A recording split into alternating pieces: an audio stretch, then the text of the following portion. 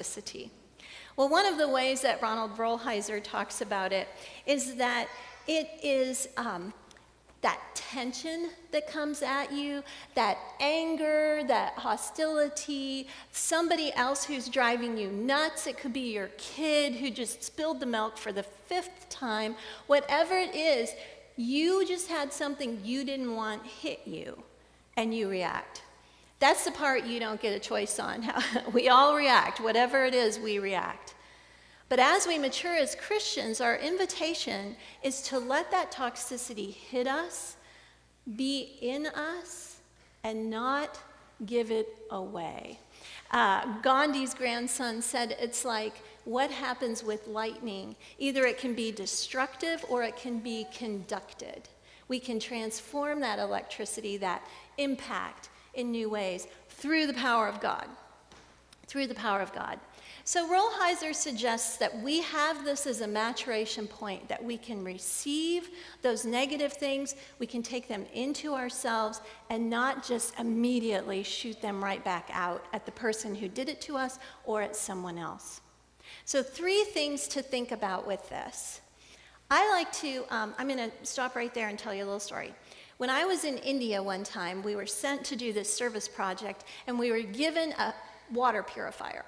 So the water purifier, you just put it in the dirty water, you pump it for a while, you pull it out, and the water is clean, and the interior of the canister is dirty. So you empty the canister, you take it out, you clean it off, and then you keep using it. So we go to India, and we're like, great, we're going to just clean the water and drink the water, it's all going to be good. So we get this water. This man, the water sala, he comes up, he's got a big barrel on the back of his bike, pour it into the bucket, pump, pump, pump, pump. Well, we started pumping, and I am telling you, it was like lifting 100-pound weights. We couldn't get the purifier to really pull the water through, and when we did 5 pumps and we pull it out, that baby was filthy, just so filthy we had to scrub it off. The water was too toxic. It was too full of contaminants for us to even use. So we had to go, found out it was from the local pond, and that explained a lot. And so we had to get a different water source. One of the things Rolheiser says is that if you experience toxicity to a level that is too much, you just get away from it. This is not a situation where we transform every toxicity, abuse, dysfunction. We are called to a life of wholeness, and so some places we can't even pump the water. It's just too toxic. And that's a choice we need to make as mature people. Where is that place, and where do we get out of it? What is that relationship, and how do we get out of it? But if the water's okay, the next barrel of water, we could pump it. It was okay. The thing to learn there is, once you've purified your water, don't pour the contaminants back into the water. That doesn't work. So the most common experience I've had with this is with my kids. Like, they were annoying yesterday. They come back in this morning. I'm still annoyed. They're getting it, right? This kind of like cycle of, well, you annoyed me. I have a right to let you know. You gave me your attention. I'll hold on to it. I'll be the better person until I'm not. And then you're going to get it, right? This, you are still loved by God. You can live your life that way until your death. But if you want to mature as a person, as you want to deepen your spirituality, the invitation is to take it in and learn how to transform it. Personally, I see this as one of the most, and so does Rolheiser, a fundamental measure of our spiritual maturity, and also basically miraculous. I mean, I can't do this without a relationship with my higher power. I can't do this without turning to Jesus and saying, help me, because I can't do this in my own strength. I can only do this in relationship to God.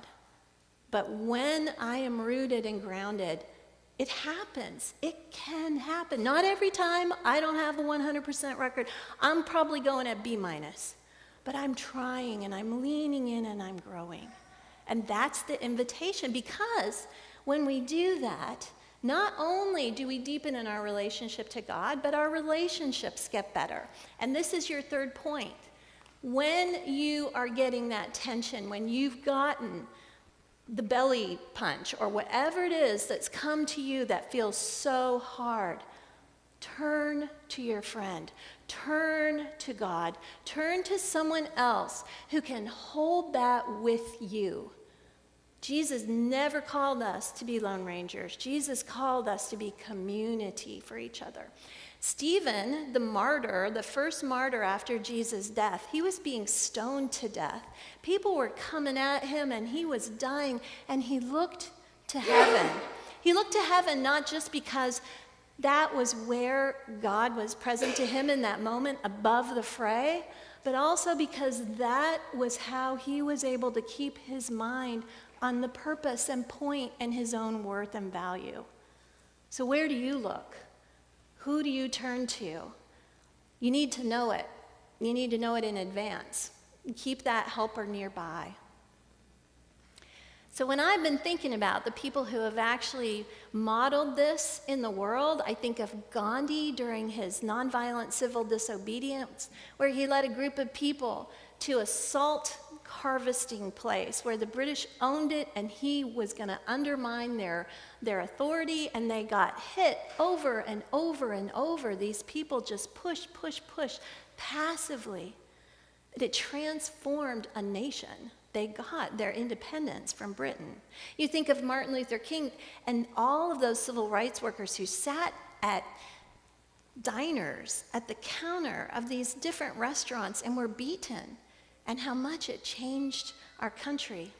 If they could do that, I think I too can do my little part to take it in and not give it back. That's what I want to do, and I can tell you do too. So may we transform toxicity, because we are being transformed in the goodness and grace of God. And as we do that, we become deeper and deeper a part of the God who loves us, of the community that nurtures us, and of transforming a world that needs us and needs love so deeply. Amen.